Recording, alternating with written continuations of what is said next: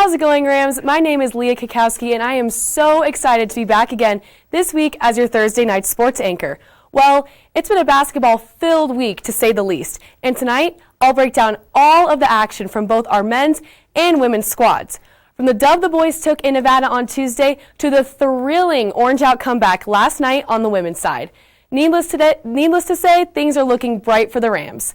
All of that in this momentum should once again bring the insane energy back to Moby when the green and gold take on Fresno State tomorrow at 7:30.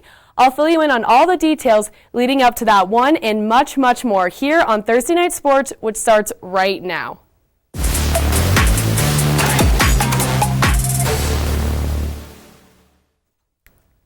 To tip off the action here tonight, let's dive right into the matchup with Coach Medved and crew down in Reno this past Tuesday. Now, regardless of the two teams' records coming in, it seems that no matter what, these matchups between the Rams and Wolfpack always seems to end way too close for comfort, especially over the last few years. And with the high-intensity W last Friday night against San Diego State, the Rams look to carry that same exact energy from Moby to Lawler, aiming to prove that they're the better squad not on just paper, but also in practice. And well, as expected, they did just that, winning rather comfortably for once, 82-72, to take home a solid road win. And with that final score, it's clear that the squad pretty much dominated the Wolfpack in every single category. Not to mention that David Roddy, as always, absolutely crushed it on the hardwood, going off for a total of 29 points and 8 rebounds to make it clear that he was ready to break the streak down in Reno. The green and gold carry a comfortable lead for most of the game, and Nevada did their best to keep up for the majority of the night, with Nevada's junior guard Desmond Cambridge Jr. doing more than just holding his own against the Rams, with a career-high 36 points on an insane 13 for 15 from the field. But as the 10-point L indicates, it just wasn't enough against this deep and talented CSU squad. And in all fairness to Cambridge, it didn't help at all that his teammates turned over the ball 14 times, while also giving the green and gold way too many opportunities at the line, going for an excessive amount of fouls with 23 compared to CSU's 18. All these mistakes came together to make a difficult matchup for the Wolfpack even harder, and the Rams took full advantage. And moving on, when you look at the big picture, this away dub really shows how much this program has grown over the last few years. Keeping in mind that they haven't secured a dub at Lawler Event Center since 2015, which was a full 3 years, but Coach Medved became his return back in Fort Collins in 2018. With this short road trip now over, the Rams moved to 18-3 on the season. And if I were them, I wouldn't change a thing for Friday's matchup against Fresno State. Now, if the green and gold continue to play the same way and with the same intensity they've been at the past couple of games, they should definitely be able to win rather easily against average Fresno State squad. But hey, I'll give the visitors this. They have proven to be fighters, taking Mountain West leading Wyoming down to the wire, only losing by 2 to them this past Sunday.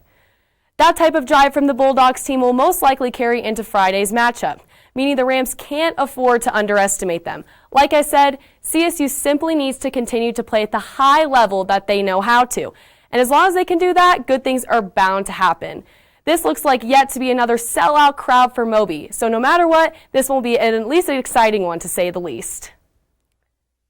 And moving on to the flip side, our Lady Rams pulled off an amazing come from behind dub last night against conference rival Utah State Orange Out Night, 86-83. And heading into this one, things were looking like it was going to be an easy W for the green and gold, especially with USU coming in at a terrible 7-16 overall mark, including only 2 wins in conference play. But surprisingly for the orange-filled crowd here on campus on Wednesday, this matchup didn't look promising at all for the home team from the start, thanks to defensive mistakes early on and a lack of offensive support, which left the green and gold constantly fighting to make up ground and keep up with the USU as the Aggies continued to pour it on. With this in mind, the Rams were down nearly the entire game.